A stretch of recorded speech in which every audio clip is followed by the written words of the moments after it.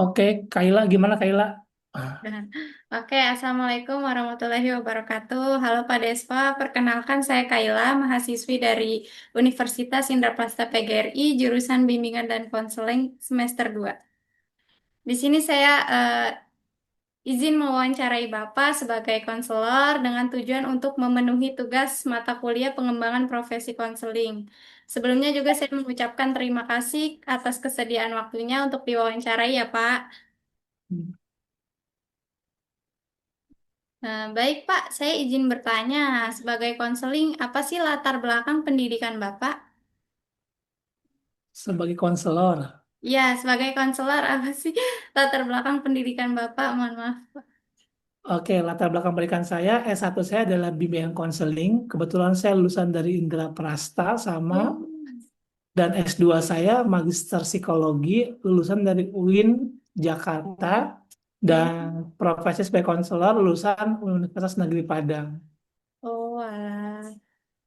Berarti Bapak sekarang sebagai konselor. Nah, sudah berapa lama Pak memberikan layanan konseling atau bantuan itu Pak?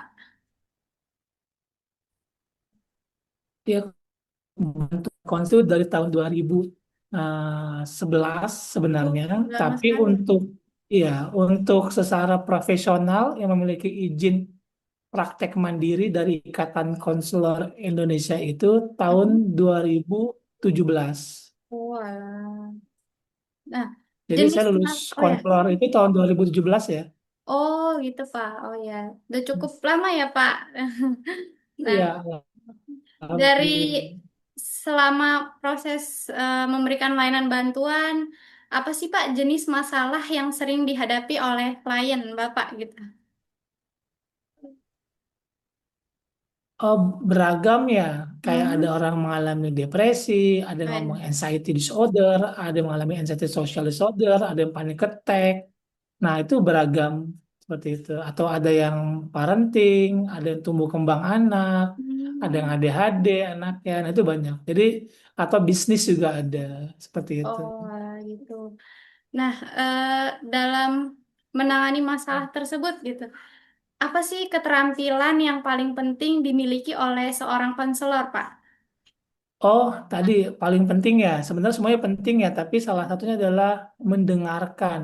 Betul sekali. Oh. Nah, jadi di Kenapa tuh, situ Pak? kebetulan Mm-mm.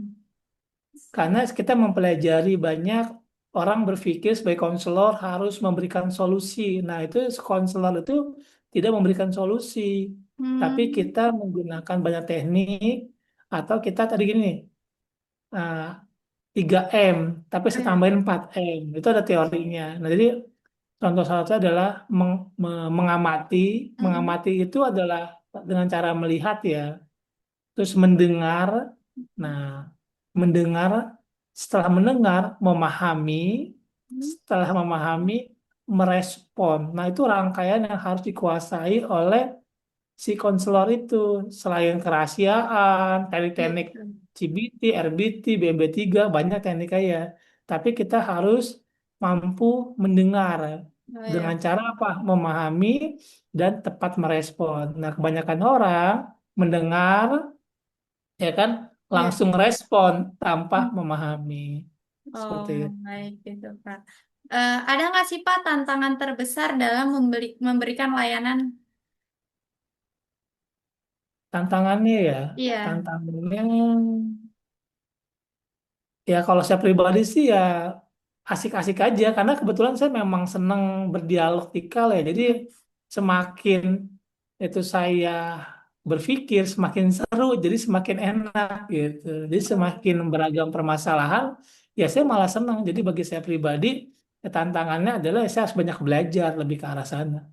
oh gitu. Berarti eh, ada nggak nemuin klien yang susah atau sulit untuk dimediasi atau di konseling gitu, Pak? Ya sebenarnya bicara susah, ya nggak ada. Karena contoh gini, Hmm. ada saat orang klien datang ke ruangan kita, terus dia diem aja, dia nggak mau ngomong, Iya. atau dia hanya ngomong dua tiga kata. Nah, bagi konselor yang bukan profesional, pasti dia bilang ini susah banget diajak ngomongnya. Iya, betul. Sedangkan itu nggak susah, itu sedang menggunakan metode asosiasi bebas namanya. Jadi konseling asosiasi bebas, biarkan dia berada di dalam ruangan, menenangkan diri, relaksasi dulu, nggak apa-apa. Pertemuan pertama itu diam aja nggak apa-apa. Pertemuan dua, tiga, empat baru ada dialogikal. Jadi jangan Hmm, sampai kita seolah-olah ketemu langsung ada dialog, iya, langsung ada memaksakan gambaran. gitu itu nggak boleh ya, Iya, Pak? Oh, iya. gitu. Jadi saya banyak yang datang ke saya itu ada yang dalam kondisi minum obat penenang, ya dia diam aja pertama, ya Oh, kedua, ketiga, nah empat baru mulai dialog.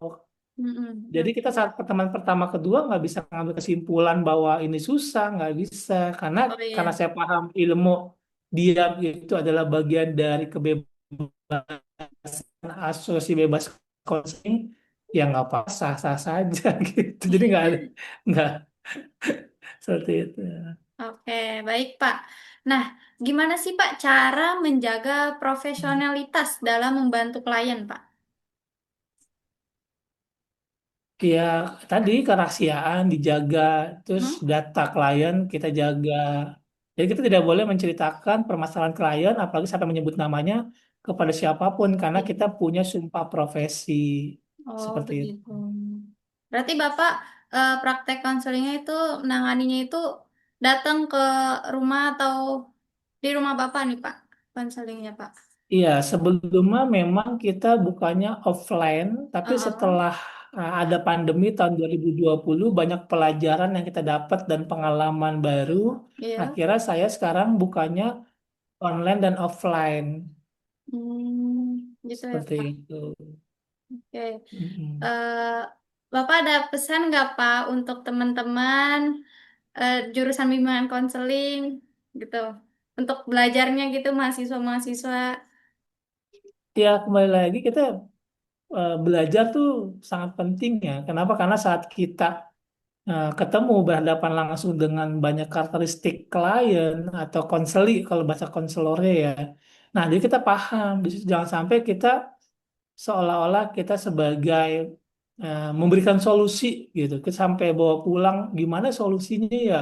Terus Hmm. ngapain ya kita nggak usah berpikir kayak gitu karena kita tidak mengambil keputusan dalam permasalahan orang, tapi kita hanya membantu proses konseling agar orang tersebut berani mengambil keputusan atau menjadi orang yang memiliki kebijaksanaan dalam berpikir dalam proses menghadapi permasalahan yang sedang dihadapi. Oh, baik. Eh, itu aja sih Pak yang ingin saya tanyakan. Terima kasih banyak Pak, jawabannya sangat membantu. Terima kasih juga atas waktunya untuk diwawancarai Bapak. Semoga sehat Siap, selalu. siap. Amin.